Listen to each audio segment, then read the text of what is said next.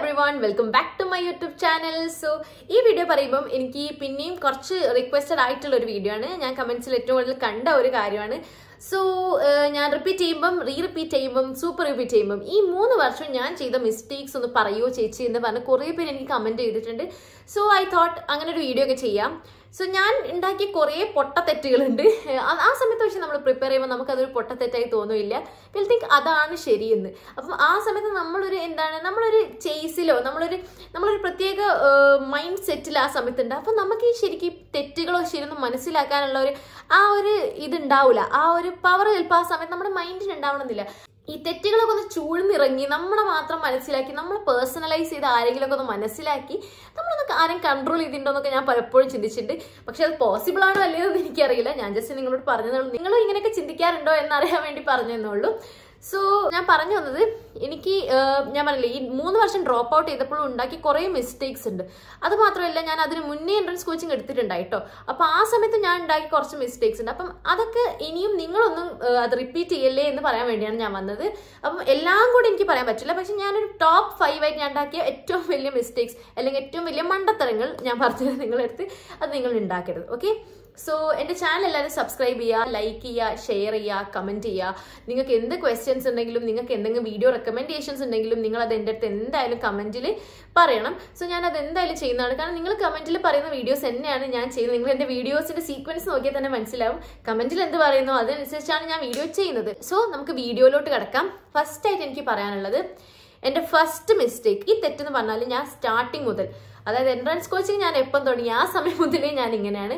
നമുക്ക് നീറ്റിന് ഏറ്റവും കൂടുതൽ വേണ്ടിയ സംഭവം, നമ്മൾ നീറ്റ് ഈ എൻട്രൻസ് എക്സാം ഒക്കെ എന്തായിട്ടാണ് അറിയപ്പെടുന്നത്? Competitive exams. അപ്പം അതിന് എന്ത് വേണം? കോമ്പറ്റീഷൻ വേണം. ഭയങ്കര ഭീകരമായ ടോക്സിക് കോമ്പറ്റീഷൻ വേണം എന്ന് ഞാൻ ഒരിക്കലും പറയുന്നില്ല. പക്ഷെ നമുക്കൊരു ഹെൽത്തി കോമ്പറ്റീഷൻ വേണം. അപ്പം എനിക്കില്ലാത്തത് എന്താ ഞാൻ പറഞ്ഞു തരുന്നത്? കോമ്പറ്റീഷൻ. എനിക്ക് കോമ്പറ്റീഷൻ എന്ന് പറഞ്ഞ സാധനമേ ഇല്ലായിരുന്നു.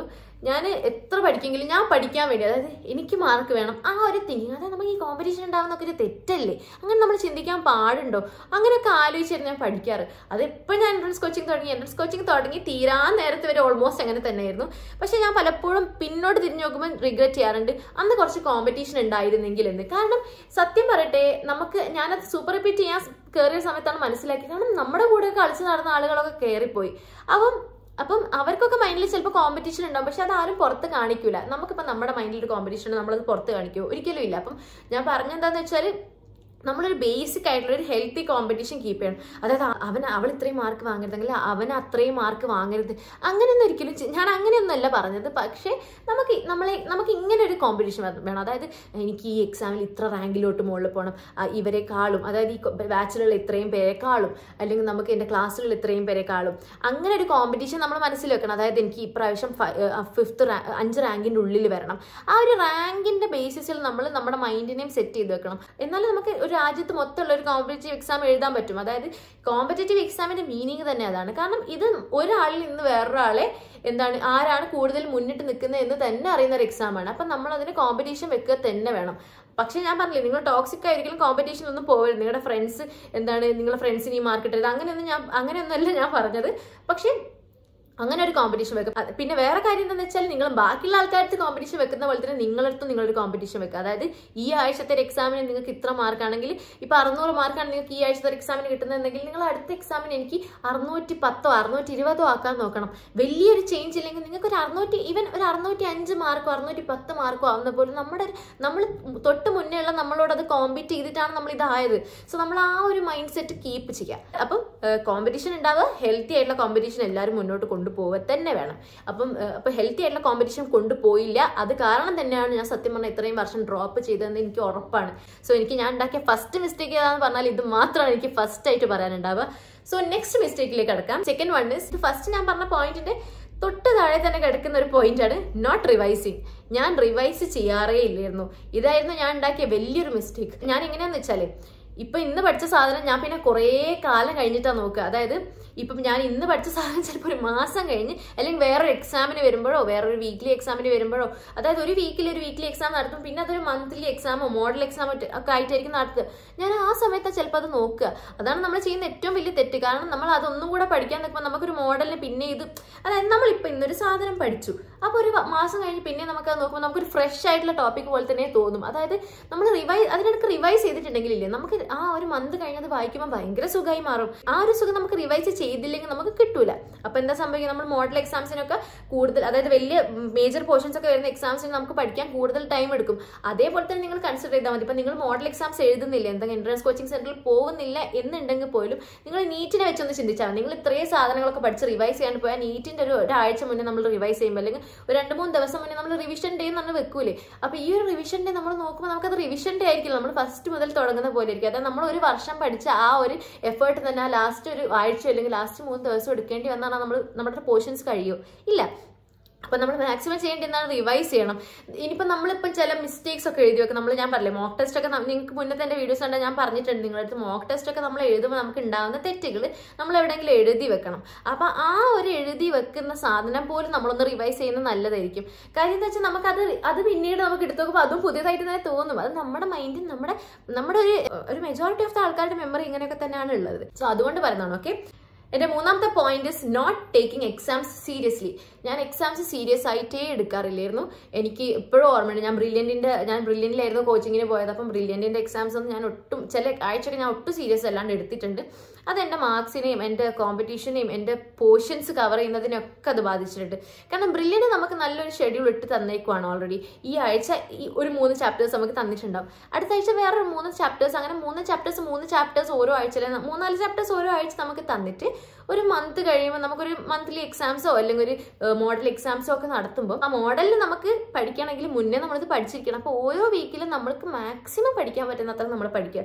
നിങ്ങൾ പഠിച്ച് തീർന്നിട്ടില്ലെങ്കിൽ ഒരിക്കലും ടെൻഷൻ അടിക്കരുത്. നമ്മളൊരു സാധനം നമ്മൾ ട്രൈ ചെയ്തിട്ട് അത് പറ്റിയിട്ടില്ലെങ്കിൽ സങ്കടമൊന്നുമില്ല, പക്ഷെ ട്രൈ ചെയ്യാതിരുന്നാലാണ് പ്രശ്നം. അപ്പൊ നമ്മൾ എന്ത് ചെയ്യുക, അത് മാക്സിമം നമ്മൾ ട്രൈ ചെയ്യാൻ നോക്കുക. അതായത് നമുക്കിപ്പോൾ ഒരു 3 ചാപ്റ്ററിൽ ഒരു 2.5 ചാപ്റ്ററേ പഠിക്കാൻ പറ്റുള്ളെങ്കിലും പ്രശ്നമൊന്നുമില്ല, ബട്ട് മാക്സിമം നമ്മൾ അതിനു വേണ്ടി ട്രൈ ചെയ്യുക. ഓക്കെ, അപ്പം ഈ എക്സാംസ് ഒക്കെ സീരിയസ് ആക്കി എടുക്കുക. പിന്നെ ഞാൻ മുന്നേ പറഞ്ഞ പോലെ തന്നെ ഒരു ബേസിക് കോമ്പറ്റീഷനിൽ എക്സാംസ് ഒക്കെ കാണുക. അതായത് നമ്മൾ നീറ്റ് എഴുതാൻ പോകുന്ന ആ ഒരു മൈൻഡ് സെറ്റ് തന്നെ എല്ലാ എക്സാംസും നമ്മൾ കാണണം. അല്ലാതെ ഇത് ഭയങ്കര കുട്ടിക്കളിക്കൊന്നും വേണ്ടിയല്ല ഈ കോച്ചിങ് സെന്റേഴ്സോ അല്ലെങ്കിൽ നമ്മൾ ഒറ്റയ്ക്ക് സെൽഫായിട്ടൊരു മോക്ക് ടെസ്റ്റ് നടത്തുകയാണെങ്കിൽ എന്താണെങ്കിലും നമ്മൾ തമാശക്ക് വേണ്ടി ചെയ്യുന്ന കാര്യമല്ലല്ലോ.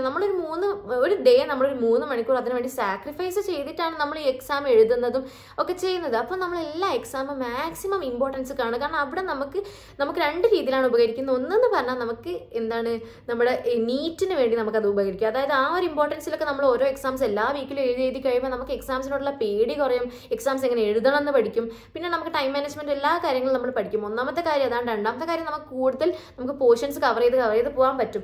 അപ്പം നമ്മൾ മാക്സിമം എക്സാംസ് ഇപ്പം ലാസ്റ്റ് മാസങ്ങളിലേക്കായി വരും, ഇപ്പം ലാസ്റ്റ് ഒരു കുറച്ച് ദിവസങ്ങളിലേക്ക് വരികയാണ്. അപ്പം നിങ്ങൾക്കിപ്പോൾ നിങ്ങളുടെ കോച്ചിങ് സെന്റേഴ്സ്, നിങ്ങൾ ക്രാഷ് കോഴ്സിന് പോകുന്നുണ്ടെങ്കിൽ അല്ലെങ്കിൽ നിങ്ങൾക്കിപ്പം റെഗുലറായിട്ട് നിങ്ങൾ ഡ്രോപ്പ് ആയ ഒരാളാണ്, കോച്ചിങ്ങിന് പോകുന്ന ഒരാളാണെന്നുണ്ടെങ്കിൽ നിങ്ങൾക്ക് അതിന്റെ എക്സാംസ് ഉണ്ടാകും.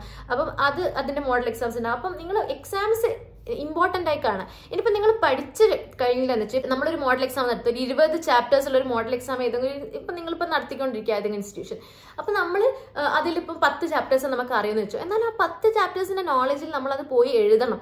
അല്ലാതെ ഒരിക്കലും ഞാൻ 10 ചാപ്റ്റേഴ്സേ പഠിച്ചിട്ടുള്ളൂ അതുകൊണ്ട് എനിക്ക് പോയി എഴുതണ്ട, ഇപ്പം എൻ്റെ റാങ്ക് കുറയും, അതെന്നെ ബാധിക്കും. നിങ്ങൾ ഈ റാങ്ക് കുറഞ്ഞാൽ ബാധിച്ചാൽ നിങ്ങളത് വെപ്പണായി എടുത്തിട്ട് അടുത്ത എക്സാമിനേക്ക് പഠിക്കാൻ നോക്കുകയാണ് വേണ്ടിയത്. അല്ലാതെ എനിക്ക് ആ സങ്കടം എനിക്ക് സഹിക്കാൻ പറ്റില്ല അതുകൊണ്ട് ഞാൻ പോയി എക്സാം എഴുതുന്നില്ല അങ്ങനെയൊക്കെ പറഞ്ഞു കഴിഞ്ഞാൽ life is not like that. നിങ്ങൾ അങ്ങനെ മുന്നോട്ട് ലൈഫിൽ പോവുകയാണെങ്കിൽ ലൈഫിൽ ഒരിക്കലും സക്സസ് ആവില്ല.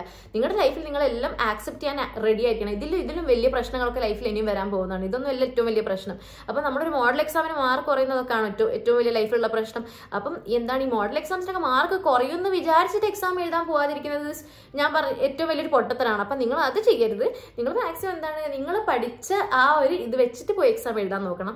ഇനിയിപ്പോൾ അടുത്ത എക്സാം ഇപ്പം നിങ്ങളൊരു എക്സാമിന് 10 ചാപ്റ്റേഴ്സാണ് പഠിക്കുന്നുണ്ടെങ്കിൽ അടുത്ത എക്സാമിന് അതൊരു 11 ചാപ്റ്റേഴ്സ് എങ്കിലും പഠിച്ച് പോകാൻ നോക്കുക. അപ്പം ഈ എക്സാം എഴുതുന്നത് നമ്മൾ അറിയുന്ന ഒരു സാധനം മാത്രം, നമ്മൾ നോളേജ് അളക്കാൻ വേണ്ടി മാത്രമല്ല. നിങ്ങളോട് ഞാൻ എത്രയോ വട്ടം പറഞ്ഞിട്ടുണ്ട്, എക്സാം എന്ന് പറഞ്ഞാൽ നമ്മുടെ ടൈം മാനേജ്മെന്റ് നോക്കാനും കുറേ ആവശ്യങ്ങളുണ്ട് നമ്മൾ എക്സാം എഴുതുന്നതിന്. അപ്പം അതിന് വേണ്ടിയിട്ടാണ് കേട്ടോ എക്സാം എഴുതുന്നത്. അപ്പം നമ്മളൊരു എക്സാം മറക്കാതിരിക്കും. കാരണം ചിലപ്പോൾ നമ്മൾ പഠിക്കാത്തൊരു ചാപ്റ്ററിൽ നിന്ന് വന്നൊരു ക്വസ്റ്റ്യൻ ഉണ്ടാവും, പക്ഷെ നമ്മൾ പണ്ട് ഞാൻ പഠിച്ചിട്ടുണ്ടാവും, ചെറിയൊരു ഓർമ്മ ഉണ്ടാവും, പക്ഷെ എക്സാമിന് വേണ്ടിയിട്ട് പഠിച്ചിട്ടുണ്ടാവുമല്ലോ. അപ്പോൾ അതിൽ നമ്മളൊരു ക്വസ്റ്റ്യൻ തെറ്റ് വരുത്തിയാൽ ചിലപ്പോൾ ആ ക്വസ്റ്റ്യൻ തന്നെ ആണെങ്കിലും എനിക്ക് നീറ്റിന് വരുന്നത്. അപ്പം നമ്മുടെ ക്വസ്റ്റ്യൻസ് കാണുകയാണ് ചെയ്യുന്നത് നിങ്ങൾ ഓരോ എക്സാംസിനും. പിന്നെ നമ്മൾ എക്സാം എഴുതുമ്പോൾ നമ്മൾ വരുന്ന തെറ്റുകൾ നമ്മൾ എന്തായാലും ഓർക്കും. നമ്മളിപ്പോൾ ഒരു ക്വസ്റ്റ്യൻ നമ്മളൊരു എന്താണ് പറയുക 2-3 മിനിറ്റ് ഇരുന്ന് കുറേ ആലോചിക്കുമ്പോൾ നമുക്ക് നമ്മുടെ മൈൻഡിൽ അത് അത്രയും പ്രാവശ്യം ഇങ്ങനെ എക്സാമിൻ്റെ സമയത്ത് അതിങ്ങനെ ഓടിക്കൊണ്ടിരിക്കുക.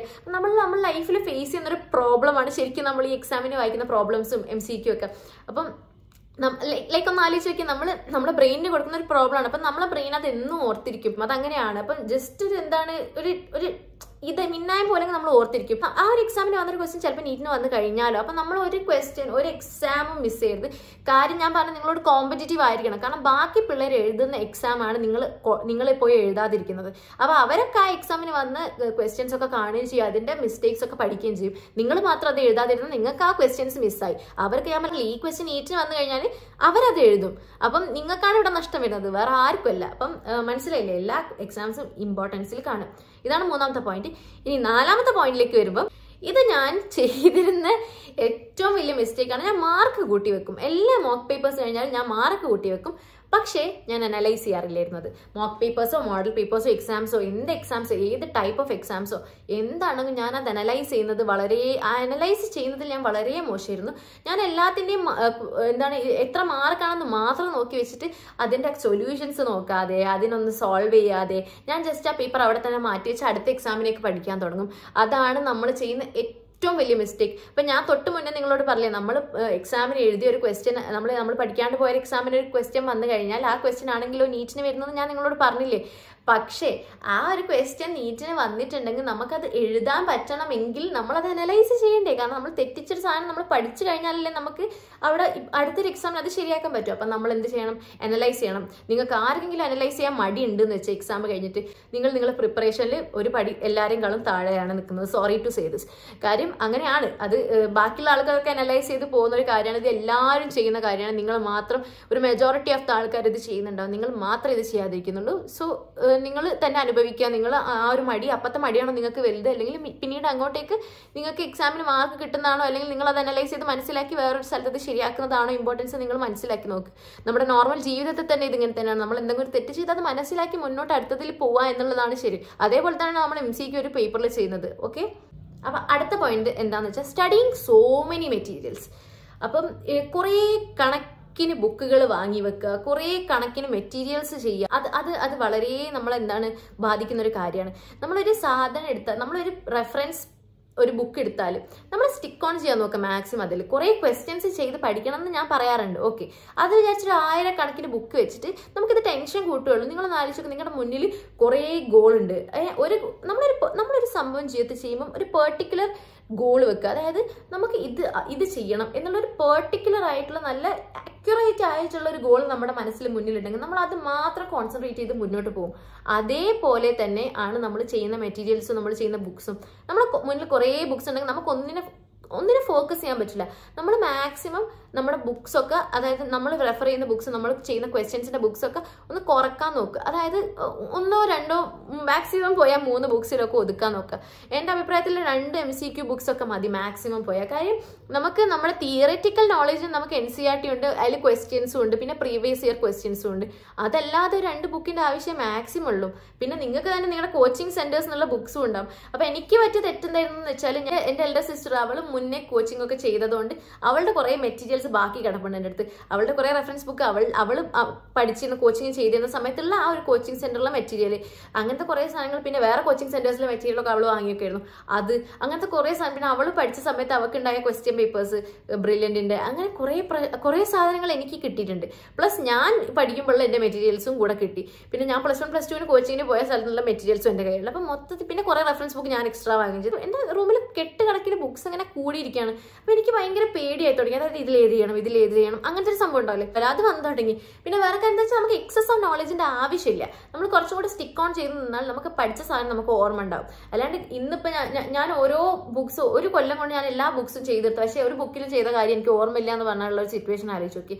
അപ്പം മാക്സിമം നിങ്ങൾ എന്താണ് കുറേ ക്വസ്റ്റ്യൻസ് കാണുന്നത് ഞാൻ ഒരിക്കലും പറയുന്നില്ല, പക്ഷെ നിങ്ങൾക്ക് പറ്റുന്ന ഒരു മാക്സിമം ഉണ്ട്. അതിൻ്റെ മുകളിലേക്ക് പോകുമ്പോഴുള്ള പ്രശ്നം എന്താ വെച്ചാൽ നമുക്ക് ഒന്നാമത്തെ കാര്യം മറന്നു പോകും, പിന്നെ നമുക്ക് ടെൻഷൻ, അനാവശ്യമായ ടെൻഷൻ വരും. അപ്പം മെറ്റീരിയൽസ് ഒക്കെ ഒരു ലെവലിൽ കുറക്കാൻ നോക്കുക. ഓക്കെ, അപ്പം ഇതാണ് എൻ്റെ ലാസ്റ്റ് ടിപ്പ്. സോ വീഡിയോ ഇവിടെ കഴിയാണ്. നിങ്ങൾക്ക് എന്തെങ്കിലും ക്വസ്റ്റ്യൻസോ ക്വയറീസോ ഉണ്ടെങ്കിൽ നിങ്ങളത് കമൻറ്റിൽ പറയണം. നിങ്ങൾക്ക് എന്ത് വീഡിയോസാണ് ഇനി ചെയ്യണം എന്നുള്ളത് ഞാൻ ചെയ്യാം. ഞാൻ എനിക്ക് കമൻറ്റിലെല്ലാം റിപ്ലൈ ചെയ്യാൻ പറ്റുന്നില്ല, പക്ഷെ നിങ്ങൾ പറയുന്ന മിക്ക കമൻറ്റ്സും ഞാൻ ഒരു മെജോറിറ്റി ആയിട്ട് വരുന്ന കമൻറ്റ്സ് ഒക്കെ ഞാൻ എടുത്തിട്ട് അത് വീഡിയോ ചെയ്യാണ് ചെയ്യാറ്. എനിക്ക് കമൻറ്റ്സ് എല്ലാം വന്നിട്ട് റിപ്ലൈ ചെയ്യാൻ പറ്റണമെന്നില്ല. സോ നിങ്ങൾക്ക് എന്തെങ്കിലും ഉണ്ടെങ്കിൽ നിങ്ങളത് പറയാം. എന്തെങ്കിലും വീഡിയോസ് ഇനിയും ചെയ്യണമെങ്കിൽ ഞാൻ എന്തായാലും ചെയ്യുന്നതാണ്. പിന്നെ എൻ്റെ ചാനൽ എന്തായാലും നിങ്ങൾ സബ്സ്ക്രൈബ് ചെയ്യണം, ലൈക്ക് ചെയ്യണം, ഷെയർ ചെയ്യണം.